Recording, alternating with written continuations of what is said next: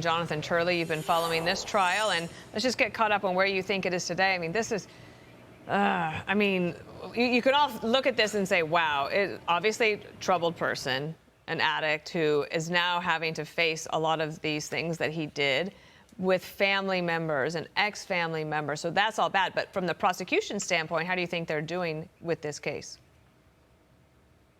Well, the prosecution is doing an amazingly good job, in my view. This is a very disciplined case. What's really astonishing is how fast all of the defenses put forward by Abby Lowell collapsed within 48 hours. You know, there was a long argument that the laptop was tampered with. They put it on an agent saying, there's no tampering here. This is real and authentic.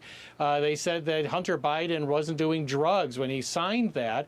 They have a text of him the next day trying to score drugs from a guy named Mookie. And a day after that, doing drugs on the hood of a car, according to a text. And all these other witnesses saying, of course he was an addict. He was doing crack every 20 minutes when I knew him.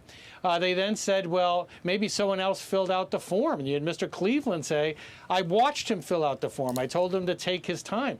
So every one of these defenses collapsed shortly after they were stated by the defense.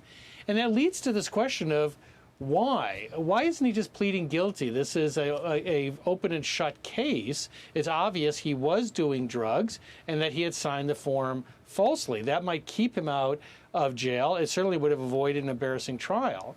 And the answer is, this is Biden town. This is a Biden who is standing trial in his hometown. And this is the opposite of Manhattan.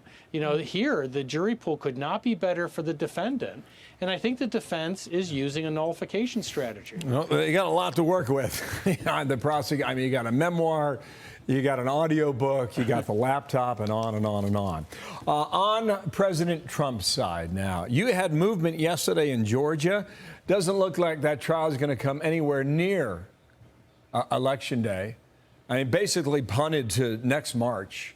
You got the Florida documents case, that's been delayed. You got the federal election case out of D.C. They're waiting on an immunity order on behalf of the Supreme Court, which could come any day, and it could come 2 weeks from now. Is it a stroke of? Yeah, I guess I'm searching for the question here, and I guess if I'm on the Trump team, it's really a stroke of legal luck that it's gone this way. Well, they have certainly broke in Trump's favor in terms of the election. Georgia looks like it's now a dead letter until after the election. That is a really bizarre case, the racketeering aspect connecting to Trump. There are valid charges there against some of the defendants, but the overall racketeering case itself, in my view, is rather laughable. The two federal cases do not look like they're going to land before the election. The one wild card is the D.C. case. We are waiting today, and if not today, in the coming days, for the ruling on immunity. If the court rejects both the lower court decision and the Trump argument and finds those are both too extreme, it would have to send this case back to Judge Chutkan for further proceedings. Now, can she do that and still put the pedal to the metal before the election? Well, she has tried. I mean, she has really turned this into a rocket docket in her courtroom, but many of us still have doubts that she could do that before the election. Jonathan Turley, thank you for being here and for following those trials Thanks. for us, especially the Hunter Biden one, as we've got the other commemorations of D-Day to cover this morning. Thank you. And well done last week. Yes. Thank you. We hung on every word. Come see us on the Thank you 5 very much. again. Thank you. I'm Steve Doocy. I'm Brian Kilmeade. And I'm Ainsley Earhart. And click here to subscribe to the Fox News YouTube page to catch our hottest interviews and most compelling analysis.